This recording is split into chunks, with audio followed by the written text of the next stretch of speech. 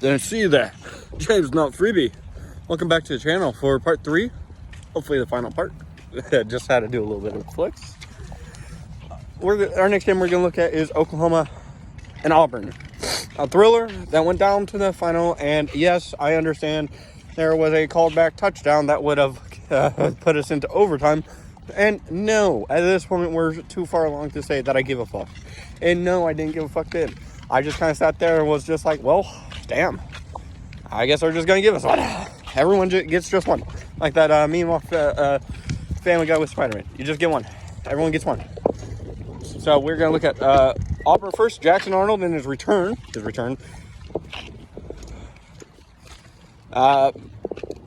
21, 32, 220 yards. Jeremiah Cobb, 61 yards. And I believe that there was touchdowns. I forget. I guess I completely forgot the touchdowns and interceptions. Jackson Arnold. Cam Coleman, 3 interceptions, 88 yards and a touchdown. Eric Singleton Jr., 9 receptions, 60 yards. Malcolm Simmons, 4 receptions, 30 yards, and a rushing touchdown. Damari Alston, 3 receptions, 24 yards. Looking at Oklahoma, John Mateer, 24 30, 270 or 36, 271, and a touchdown. He also went for 29 yards and a touchdown on the ground. Corey Baylock, 13 yards on 11 carries. Isaiah Satinga, 9 receptions, 127 yards and a touchdown. Jaron Kanek, 4 receptions, 62 yards. Deion Burks, 6 receptions, 40 yards. Deontez Lewis, 2 receptions, 29 yards. Am I going to be like a lot of these analysts saying that Oklahoma needs to find a rest game? Of course, I really feel like Oklahoma needs to find a form of running the ball. But I think in this modern, having a quarterback that could run almost substitute in of itself. And I ain't gonna lie, I've seen Corey Baylock do some things. So, you know, we're going to quickly move on. If you want to know how that ended. So basically, Oklahoma was down. I think it was 17 to 16. Yeah, and Oklahoma scored a touchdown. Missed the 2-point conversion. Pinned Auburn down deep into their own zone. And then a safety for 2 points to make it 24 to 17. And we look at our next game. Kansas 41, West Virginia 10. Kansas just took care of business, man. I don't know how West Virginia. I guess they were just gassed from last week against Pittsburgh and the backyard brawl and wasting all their luck on all that, man. It doesn't even feel like. Look at the stats. Jalen Williams, 12 for 24, 138 yards, and 3 touchdowns. LaShawn Williams, 19 carries, 129 yards, and a touchdown. And Daniels also had 69 yards, nice on the ground. Levi Wentz, 1 reception, 41 yards, and a touchdown. LaShawn Williams, 1 reception, 39 yards, and a touchdown. And Emmanuel Henderson, 6 for 38. On the other side, Nico Marshall, 15-27, 126, and an interception. Jalen Henderson, 7 carries for 79 yards, touchdown. Khalil Wilkins, 5 carries, 36 yards. Bowers, 26 yards in the receiving. Weimer, 33 yards. Gallagher, 21 yards. Barnes, 20 yards. Smith Brown, 19 yards. And Ward with 13. I did not want to write out all their names. No. Just want to write out numbers. Things like that. Our next game. A game that was actually really, really, really close until the fourth quarter. And then all of a sudden, I guess defense just got gassed. Marshall, 42. Middle Tennessee, 28. Like I said, this was very, very good until it very, very wasn't. And I believe 21 to about 28. It was 21-28. And then 21-28, Middle Tennessee. Come on, back. Yeah, here, I'll take this. You only got much. All right, cool. Give my son his thing. And then all of a sudden, Marshall said, well, I don't think you guys really have what it takes. I think you guys are just joking. And then just stomped them by 21 points in the fourth. Middle Tennessee, wow. Nicholas Vadiol, 19 of 33, 299 yards, 2 touchdowns, an interception, and a rushing touchdown. Jaquil Middlebrook, 6 carries, 89 yards. And Nazee Cox, 6 receptions, 94 yards, and a touchdown. Amari Walker, 2 catches, 67 yards, and a touchdown. Middlebrook, 4 receptions, 47 yards. And Ricky Hunt Jr., 2 receptions, 39 yards. On Marshall side, Carlos Del Rio Wilson, 18 for 22, 261, 4 touchdowns, and a rushing touchdown. Not too bad of a performance. Michael Allen, 22 carries, 90 yards, and a touchdown. DeMarcus Lacey, 2 carries, 42 yards. Lacey also had 5 receptions for 170 yards and a touchdown in the air. DeAndre Tamirez, 3 receptions, 53 yards, and a touchdown. And Toby Payne, 4 receptions, 46 yards, and 2 touchdowns. As we quickly glide through these games now, we really hit a pace. Much like football, once they get started at 11 a.m. Central until the time it stops at 3 a.m. It's consistent.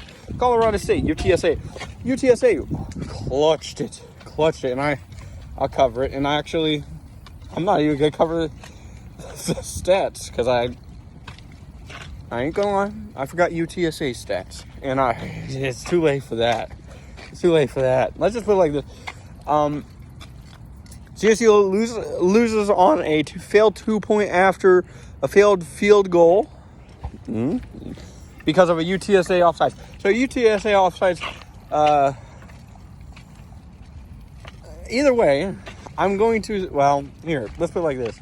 So because UTSA gets an offsides, they force the hand into strategically making Colorado State's coach Don made the goofiest change. He said, well, now that you guys, I'm going to just take this 2-point. It's going to be far easier. No. They were down 17-10 with 4:49. So Colorado State really wanted to go for the win. And it's understandable, but I don't know strategically whether that was a right move.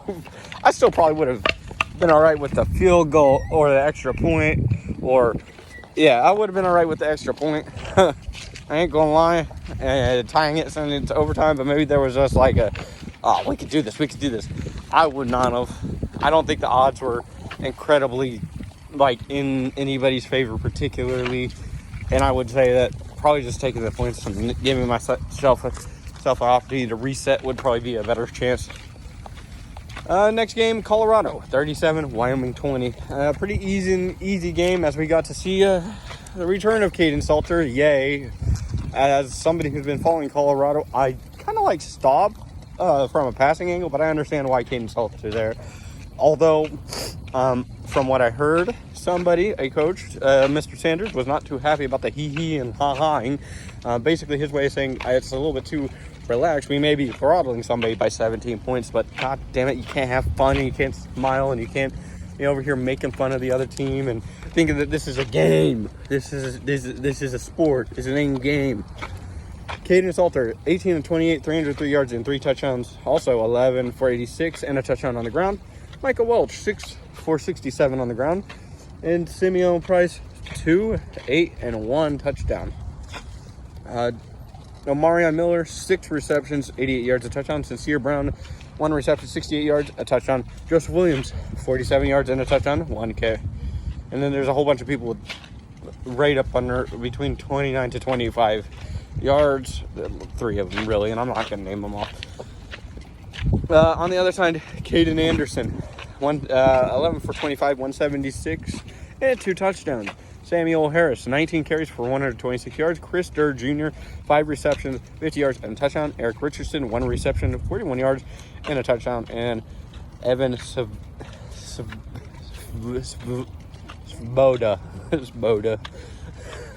1 reception, 27 yards. Alrighty. We have 2 more games that we're covering here, and I'm going to make these quick. San Diego State 34, Cal nothing. I think I remember Cal last week. And everybody's saying, Jesus Christ, this guy is the most hyped thing in the world. Well, I don't think that we should just take away, after 1 week, the hype from who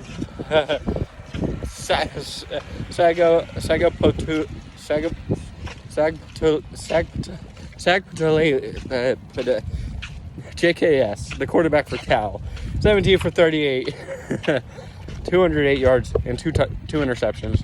LJ Johnson, 10 carries, 39 yards. Kendrick Raphael, 11 carries, 27 yards.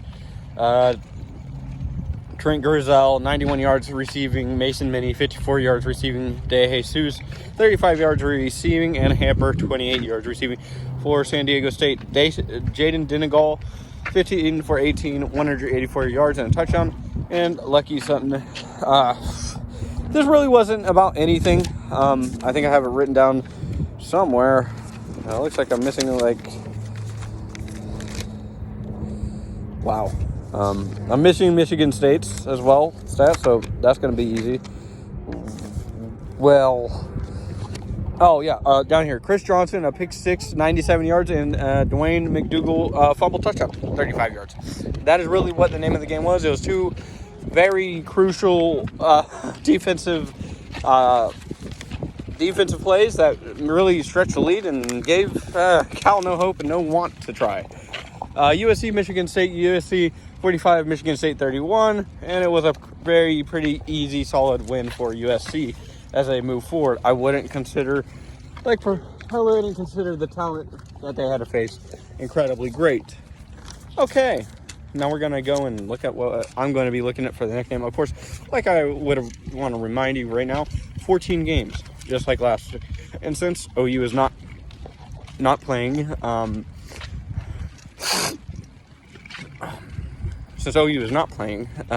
this next week, I have full freedom.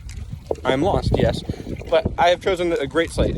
Starting Thursday, East Carolina hosts Army. Thursday, we got a 3 slate. Florida State, Virginia, TCU, Arizona State, and Houston, Oregon State.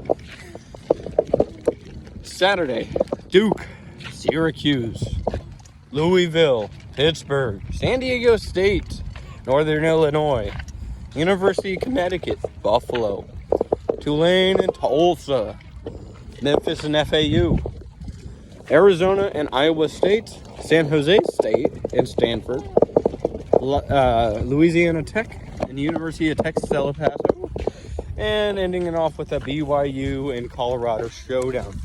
So you guys know what I'm looking forward to. You guys knew what I looked at this last week, and I hope that you guys this week go well. Enjoy the football on Saturday and on Thursday and on Friday. If you guys are really masochists, remember, yes, there is I believe a Cardinals and Seahawks game on the NFL. But if you really, really must watch something that might be a little bit better, just a little bit, Eastern Michigan and Army is also going to be on for your viewing pleasure. But other than that, enjoy whatever football you may be watching, college or NFL, or whatever you may be enjoying yourself with. I hope you are truly enjoying yourself, and you guys enjoy yourself. Said that way too many times.